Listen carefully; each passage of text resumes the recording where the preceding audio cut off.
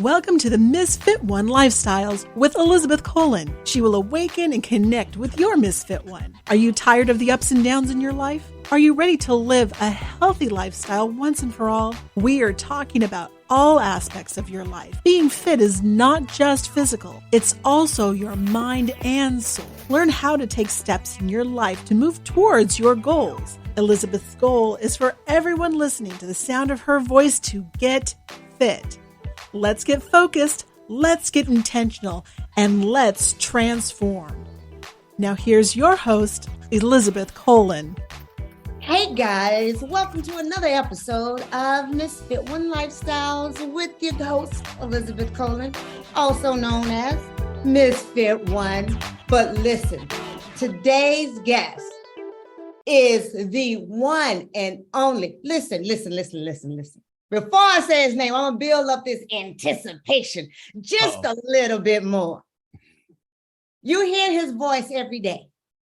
He makes you laugh every day. Welcome to the show. HeadKrack, how you doing? What up? How y'all doing, man? Shout out to everybody in the whole Misfit One community. Big up yourself, yo. How you feeling? I feel amazing, man. How you feeling? Not bad. The battle to stay in shape is one that many people deal with. Every day. I'm winning more rounds than I'm losing. You know what I mean? So, I'm taking it for what it is. You know what I mean? And I'm just happy. Just happy to be in a good health space. I feel like a lot healthier than I was a couple years ago. So, I just want to keep that trajectory going. You know what? I heard that round and I popped up when I was putting my dukes up when you said round. Hold up. How was it when you did? I mean, if you guys did not see when he went toe to toe with the big man, that was crazy. You went in and did the celebrity boxing round with what was his name? Kimbo Slice Jr. Yes. First of all, how did that come across and how did it feel stepping in that ring? Okay, so it came across because I watch boxing and all types of MMA and even wrestling, scripted, non-scripted stuff, all of it, right? And I always wanted to do it one time for the one time, even if it was, for a charity or whatever. So as I started seeing more of these celebrity boxing events pop up, I had my manager like, yo, Anna, I want to do the celebrity boxing thing. She's like, yo, you sure? I'm like, absolutely. Because I wanted to know what it felt like to come from behind the back where the locker room is at, your music blaring through the speaker, and it brings you back to when I was in school and you knew you was fighting somebody at 3 o'clock. You know what I'm saying? With way more fanfare. After school, I promise you, after school. Over there by the bike racks or over there by the buses. Yeah, and it was going down. And that would be the whole talk of the whole school. But check this out. I used to box as well. Oh, word. So when I saw you doing that, I was like, I felt it in my bones. I felt it. It's like one of the most exhilarating feeling is when you step into that ring. Yeah. Because it's mano y mano. Mm-hmm. And you can't look like a punk out here in these streets. Absolutely. You kind of want to run. At least I did. You kind of want to be like, but you can't. So you have to go for it. So what was you thinking when you were standing looking like you a big man? You like 5'8", right? Like, man, why people always try to short me? I'm 5'10". People always be trying to I want every inch. Pause. You know what I'm saying? Like I'm 5'10". You know what I'm saying? Like I feel like I'm still not done growing. I could eventually get to six even. I believe it because anything can happen. Anything can. And that's without a bone lengthening surgery and all that good stuff.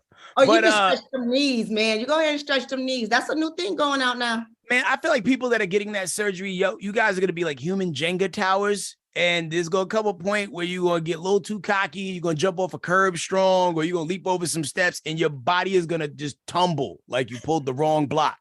But as it got closer to fight time, right? Because that wasn't who I was supposed to go against initially. I was like trying to fight like another radio TV person, right?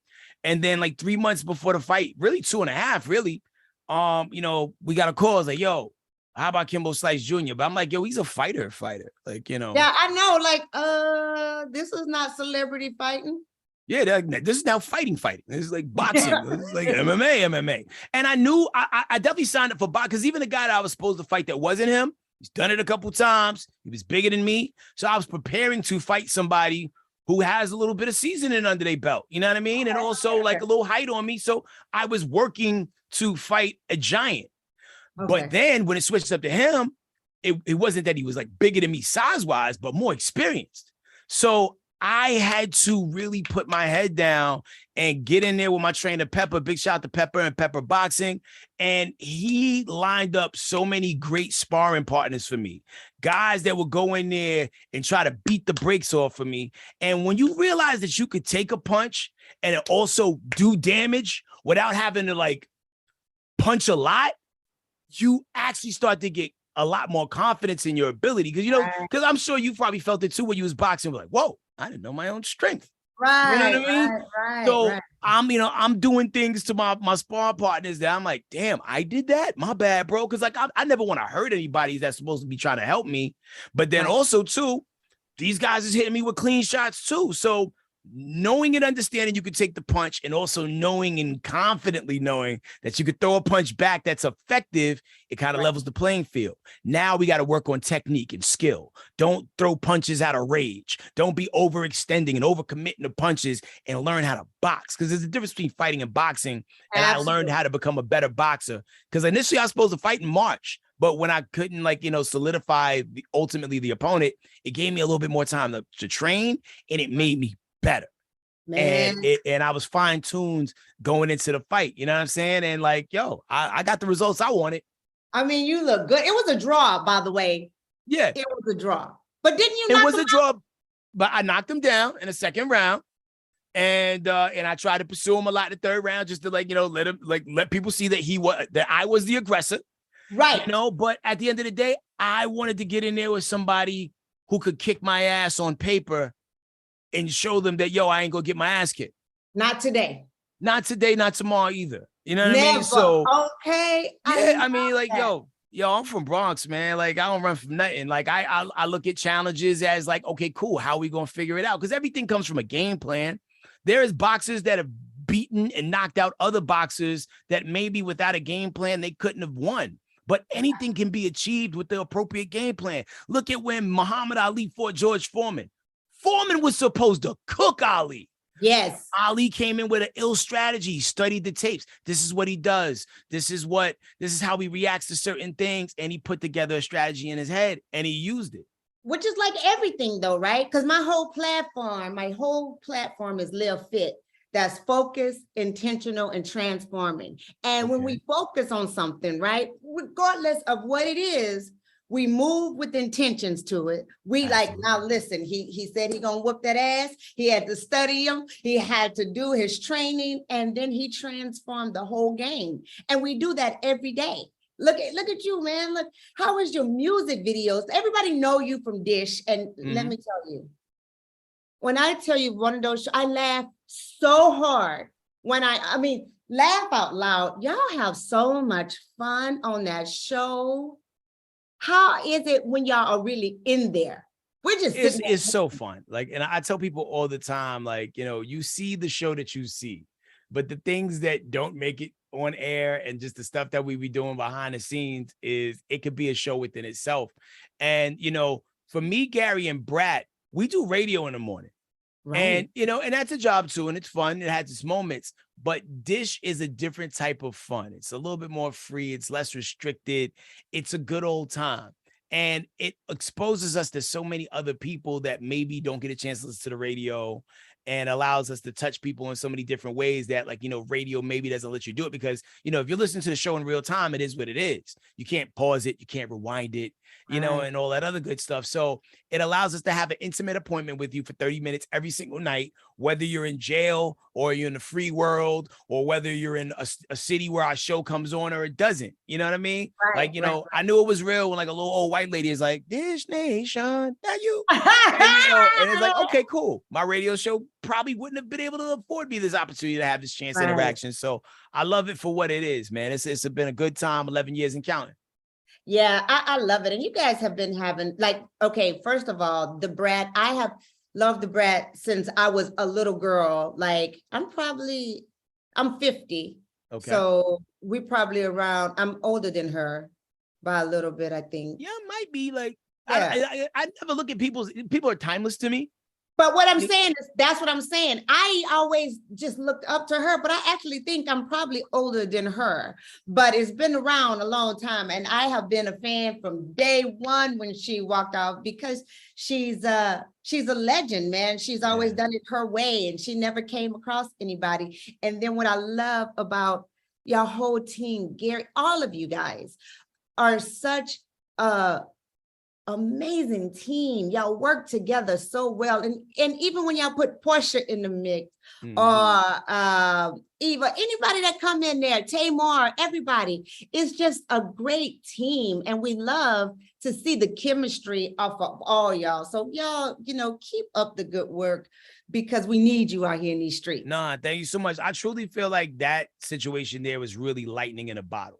And anybody that's been rocking with the show from like season 1, there has been a few personnel changes between point A and point B, but at the core of it all, like, we rock with each other, at some level or another. And it is so dope to be able to like have that appointment every day to like, hey, the first half of your day may have been what it was, but for the next hour or two while we taping this episode, we're gonna have a good time, we're gonna laugh. We're going to go in the back room and eat some snacks that the company provides, and, and vibe out, so it is truly, truly, truly been a blessing.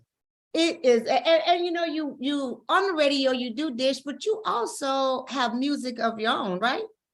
Yeah. So music has always and forever will be my primary passion, my thing that I care about most. Like, the other stuff may pay the bills, and I have to show up and do that, just like anybody who has a job. It's like, my 9 to 5 happens to be public, but music is where I really, is what really like makes my heart smile. You know what I mean? Really? Going to the studio, creating things, and even more so performing on stage. Like, the studio work, that's fun, creating the records, but getting the reaction from crowds performing the records live, that's truly where it's at for me. So when I'm probably like in my most down or depressed flow of things, it's probably because I went a while without doing a show, because, it takes a while to set up certain things to where you can have a legitimate, like, multi-city tour. Because I got to operate a little bit differently, because I have these other hustles that I do. Right. I can't just disappear for like 2 months. 6 months. Yeah. I'm going to Berlin. Because if I do that, you might not see me on Destination for a few weeks. Yeah. And, and I love doing that so much that I respect the check for what it is. And I know my participation in it is one of the many parts that have kept it on for so long as well. So, so sometimes we got to look at a map and be like, all right, boom, we're going to hit these 3 cities this month, these 3 cities next month, and or sometimes even more than that. But yeah, doing it and rocking out for the crowd, man, it just really, it brings me to life, because I'm one of those people you have to witness in person, or you have to meet in person to really fully understand it. Like, you could think you know who I am, or cracks like this, but until you really truly meet me and like experience the shows, or like hang out with me or vibe out with me in a non-work scenario, you don't really get the full grasp of it unless you're like really plugged into the music like that. Right. Okay. What's your genre? What is it that you? I definitely, hip hop. And I mean, and as much as like it's easy to label things, right? I'm seeing a lot more people being labeled more so as an artist. And I don't want to pigeonhole myself and say like, yeah, I'm a rapper. Nah, I'm a rapper, but I also have the ability to do a few other things. I produce a little bit.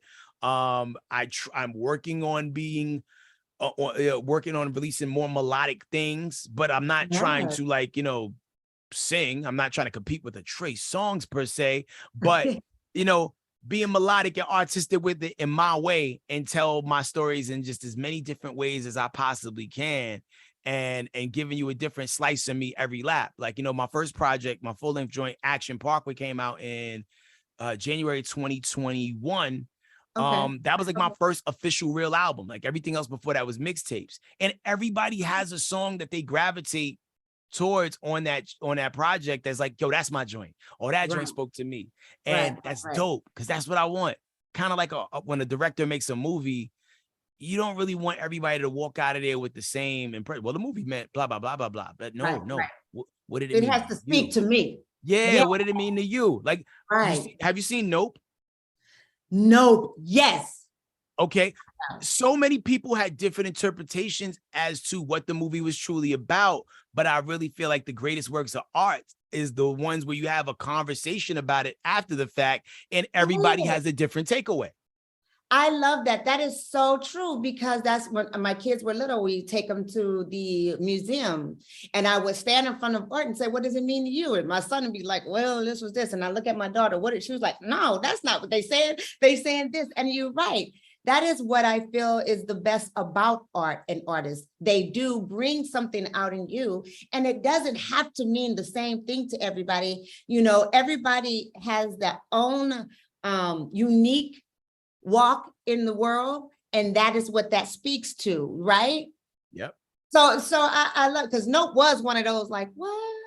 Yeah, I mean, I've talked to people who thought it was phenomenal. I talked to people who hated it. And even the ones who thought it was phenomenal, you'll get 5 different opinions as to what the Why? overall message Yes. was. And none of them are wrong. Like, you know, Right. art is supposed to be open for interpretation. So I like to leave a lot of things, not necessarily open-ended, but stuff be having double meanings when I be making it, and I don't even realize it in real time till I sit back and look at it. Because, like, you know, to be completely honest with you, Elizabeth, Please. I identify as them. Not saying that I'm like on this particular podcast and episode right now, like, you know, like announcing like, oh, I identify as Listen, them. come on. Tell us. But like, do you believe in multiverse theory? You know what?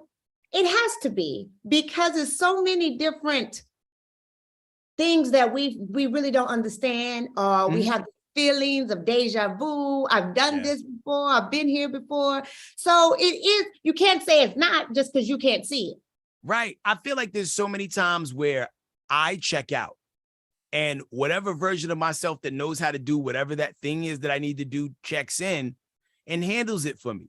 Because as semi-nervous as I was leading up to the fight, and I'm only nervous because I didn't want to like get injured training for the fight or go out there and get embarrassed because like I'm fighting a fighter.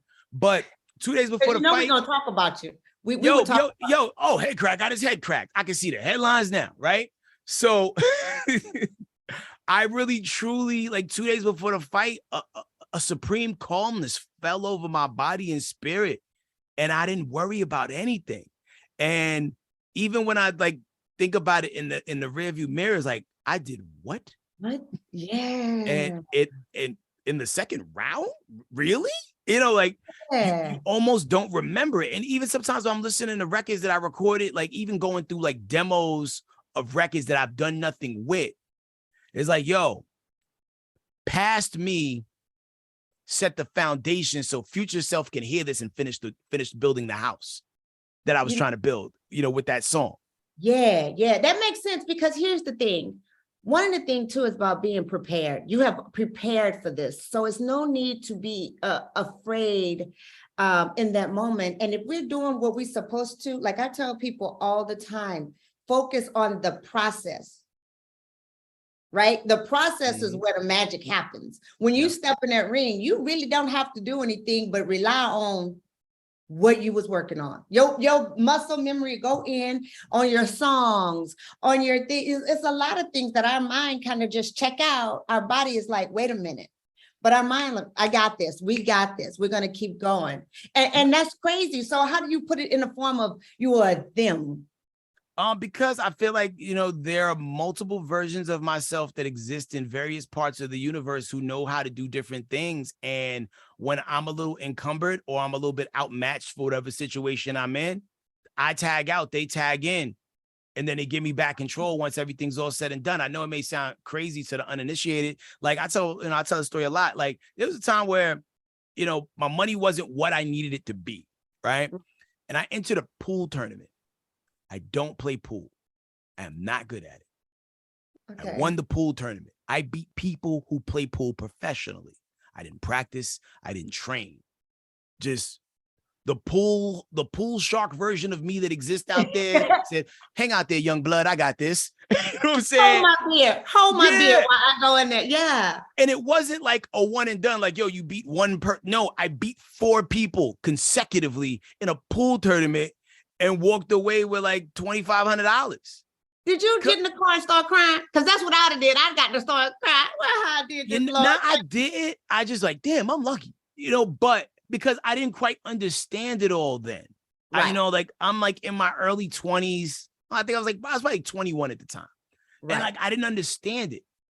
I'm still like, because it was still like really weird, metaphysical things happening to me that I didn't have the words for or knew how to properly describe. But the more and more I started reading up about things and just experiencing life in different ways, that I'm like, yo, and then even a movie I saw, like, it really also helped solidify the way I felt about everything. You ever heard of the movie Everything, Everywhere, All at Once? Yeah, I was just about to say that. That lady who kind of zoned out and the guy, I was just about to say that. Wasn't that crazy? It's crazy, but like, but when you've experienced these things yourself, you're like, they get it. That's exactly what I was talking about right there when I was looking at the screen. So, we're all out there. Maybe there's a version of yourself that knows how to fix cars really good. Maybe there's a version of yourself who is a professional skier. And you gotta come through. Yeah, and if you can like, tap into the frequency or whatever that is and understand it all, you'll be surprised the things that you'll be able to pull off without training properly for it. And then when you look back on it, it's like, wow, like that was really like, a blessing that it went down the way it did. Now, how do you think you tap into that? Listen, people, y'all know that when y'all come to listen to this show, you hear the stuff that nobody else is going to be talking about. So let's keep it 100. Okay. How do you feel? And let people know if you want to really tap into that. Okay. I feel like there's multiple ways it can happen.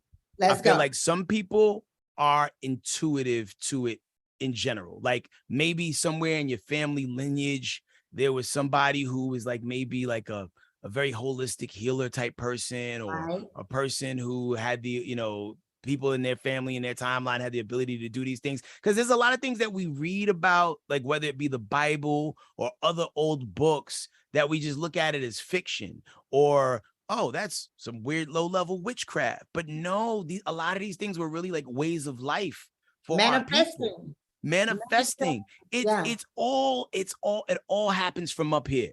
Visualizing, forging the reality that you want and making it happen.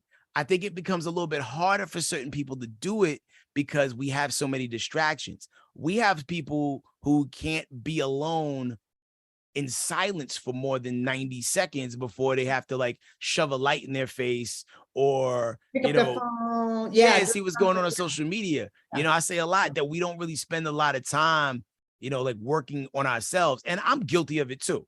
Like I am nowhere as good at doing some of this meditating and manifesting as I want to be, but I've had to make appointments to become even sharper at it. I've been taking breath work classes, Y'all hear him, right? Y'all hear him.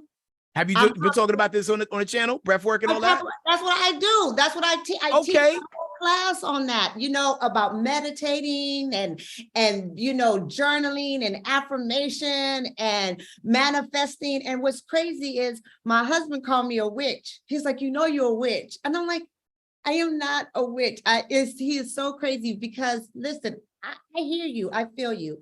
If it's something I really want, I've been writing stuff out since I was a little girl. When I read the book, Dear Anne is Me, Margaret, Dear God is Me, Margaret. And I was little and I would write, Dear God, it's me, Elizabeth. And I would just write, it's ever since I was a little girl. And my family say everything that I said I wanted, I have been able to do. And I even forget sometimes I've said it or written it down.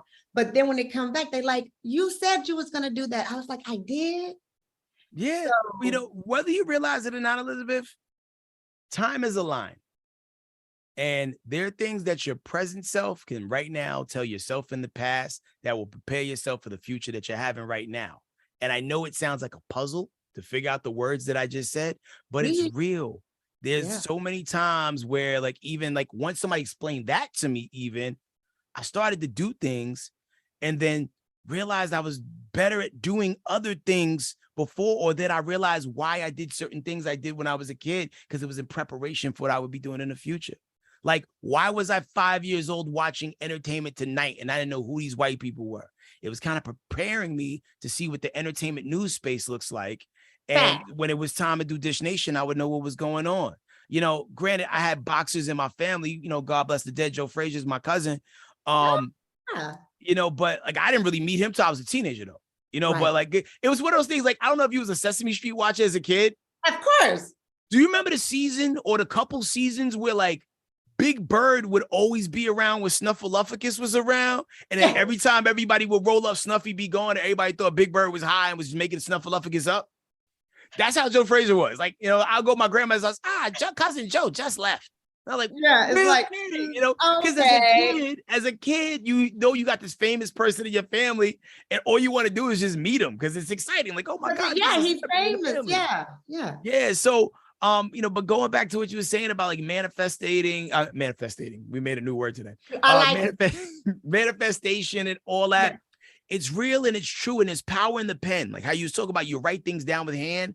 I hate that I'm such a slave to writing things down digitally. So I'll have it with me everywhere I go. Cause like I write my rhymes on my iPad or in my phone. So when it's time for me to prop it up in the studio, it transfers automatically to my iPad. However, I feel like my words mattered more when I wrote them on paper with my hand. You know, it's scientifically proven that you have nerve endings in your hand. I got this trick that I would be more than happy to show you. It's not really a trick. It's been happening. I would love to learn. But it's this bolt, and you hold, and you can do, all you do is hold it and you tell it to move forward and back with your mind, and it moves because we have nerve endings in your hands. Yes. I'm gonna hook you up. We're gonna get to do it. I was literally like looking for a bolt. Usually, yes, you hold a bolt in the screen. Look, this is how it gotta be. I'll send you one. Look. Okay. Right? So if you say move forward and back, you see my hand is not moving. Forward, back, forward, back, forward, back, forward, back, forward, back. Now side to side, side to side, side to side, side to side, side to side, side to side. Now around. Now people in the comments are going to be saying that your hand's moving a little bit. I was thought put that out there, but okay, I should. But the back and forth one, that was doing what it wanted to do. I'm gonna do it right here. I had to hold my hand. You're supposed to put your hand on the counter so it doesn't move. I had to hold my hand up. Now watch. Seriously, can you see the note? Okay, just stop. I'm gonna make it stop. Okay. Whoa, when you say the note, not the little metal thing at the bottom, but the other part?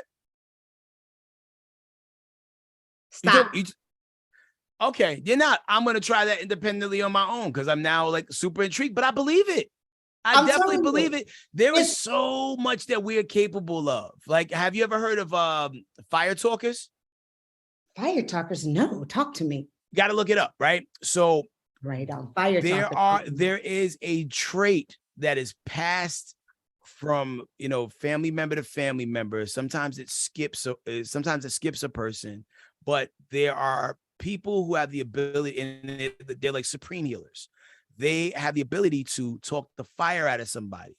What that means is, let's just say if you get severely burned, cut, or injured, a fire talker has some sort of healing ability within them to where they can like use like, you know, either their hands or like a salve that will heal you rapidly in a short amount of time. My grandmother was telling me a story about like how her sister fell off her dad's lap. This is like in the 1920s, 1930s, back when people had like the big potbelly stoves, right?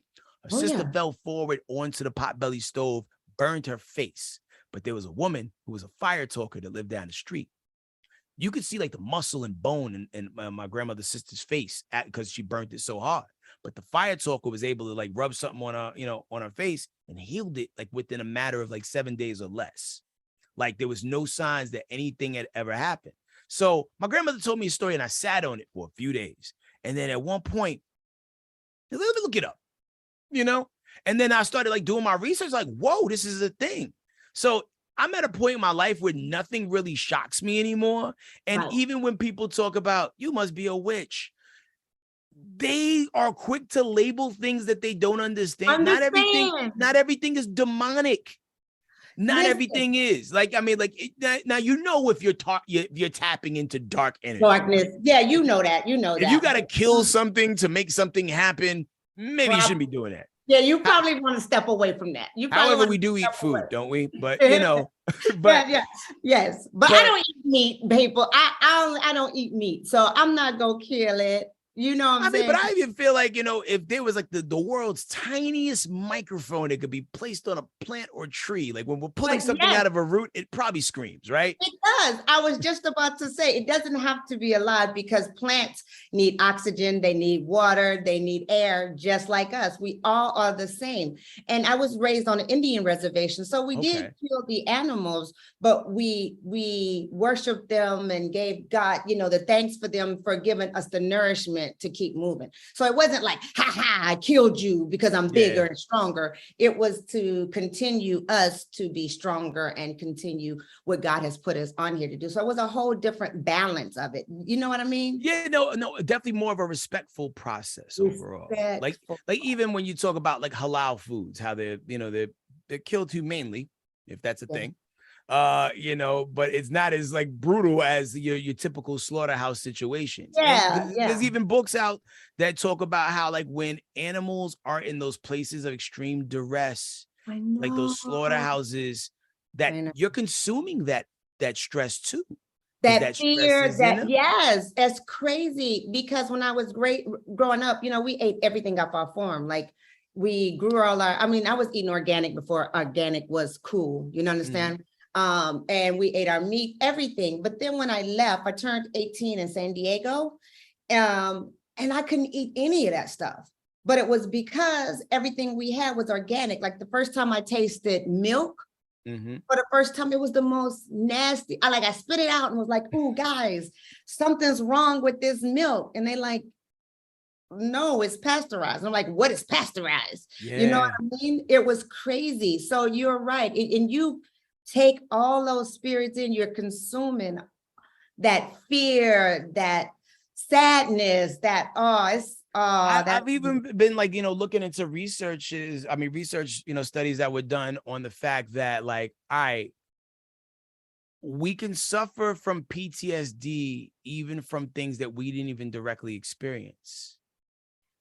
And it makes like at first when I would hear people say that, I didn't quite understand it, but then like the more research I started doing, like, and just even like traits that people would have whose ancestors or like the generation prior or the one prior did to, it's just weird. And it makes sense overall when you look at the fact, like, let's just say if you had a child but never met that child till it was like 22, 23, and then like you do a bunch of things together at the same time, maybe like not in the same room, but you'll notice that the reactions will be the same, mannerisms will be similar, certain recollections of certain things may line up, even though y'all weren't even in the, having the same experience in real time. It's true. DNA, and it's in your soul. We pass it on and what's crazy is I see it in my granddaughter. My son is very quiet compared to us. His wife is very quiet.